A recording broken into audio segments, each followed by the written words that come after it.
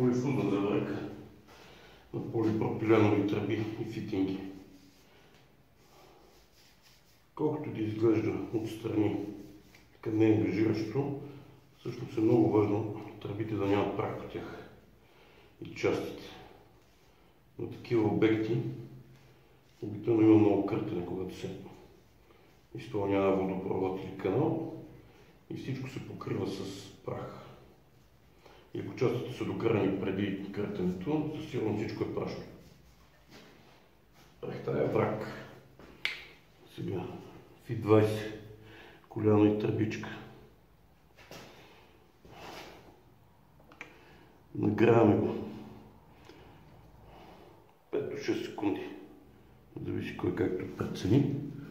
Но всъщност това се води полифузна завърка тип А 5 секунди, полифузна завърка тип Б 6 секунди. Заваряването става осово. По оста на тръбата. Никакво въртене, никакво усукване. Има 3-4 секунди, 5 да стегне и поне 3 минути, докато натоварите фитинга, някакво рязане и така нататък.